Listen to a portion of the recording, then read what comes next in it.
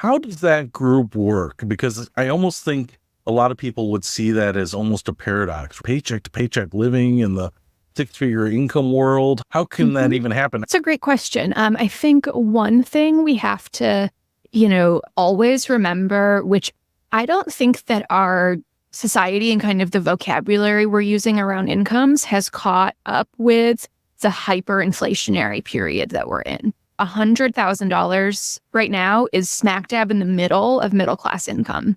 Middle class income is in most states between 50 and 150 is what's the median range that's a middle class income.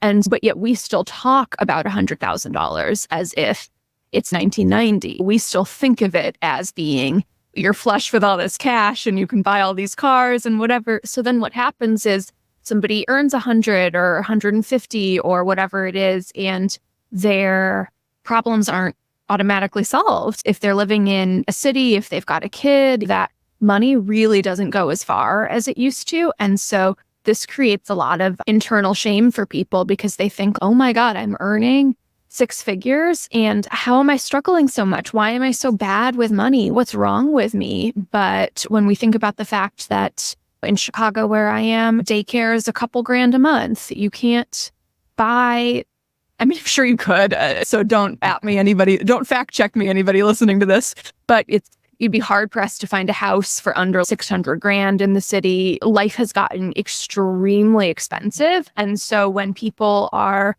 using ranges or kind of calculuses that are not accurate anymore, it leaves them feeling a lot of shame around like, why am I not doing better? So that's one category of people who might genuinely, truly be living what we would consider like paycheck to paycheck on a six-figure income, because by the time they pay their mortgage, their daycare, grocery costs, there just really isn't much money left. And then the second group of people are people who genuinely do earn a surplus of what they need. And I hesitate these days to put income ranges on any of these groups because I think it just varies so much. Did you buy your house in 2010 and then refinance in 2020 and you've got a 2% mortgage when your kids are already in elementary school and you're not paying daycare? You might be in this category at $150,000. But then somebody who has infants right now, who bought a house in 23, they'll need a much higher income. But these people often fall into the keeping up with the Joneses realm, for lack of better phrasing. People have a lot of psychological wounds around money. And I think when people have gone through years where they've made big sacrifices for their careers, I'm thinking especially of like physicians or things like that, where they didn't really start earning, quote, real money until their early mid 30s. And they feel like I've worked so hard to get here. And now I finally am earning all this money. I want to use it. I deserve to use it. I deserve the nice car and the nice gym membership and whatever. And things can spiral out of control really quickly for people. And so you'll see a lot of people who are in a lot of credit card debt on really high incomes, and they don't know how to get out of it. They don't feel like they can talk to anybody in their lives about it. Because how do you go to your friend who's a teacher complaining about money when you're a big law attorney earning 350 grand? That's not something that you can do. So the reason I love working with this demographic so much is just how quickly they can make really profound changes.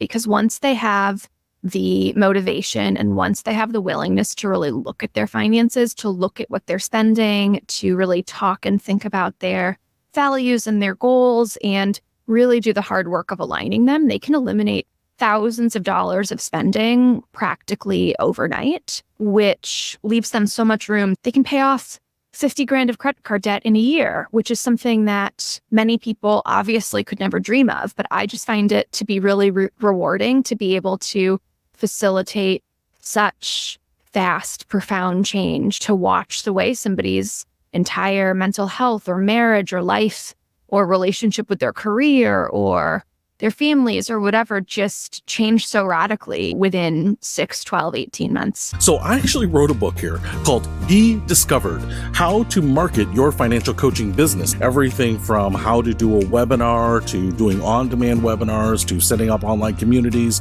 to figuring out how you're going to partner with on a podcast, to doing a podcast alone, to using social media and YouTube and paying for ads on Facebook versus LinkedIn and all sorts of stuff. You're going to find more stuff in here than you are ever going to be able to explore. Chapter 65, how to use AI, how not to lose your ideas. 69, how to start a podcast. 70, the best podcast platforms for beginners. Chapter 99, why you need Toastmasters. Chapter 98, how to build a wow presentation.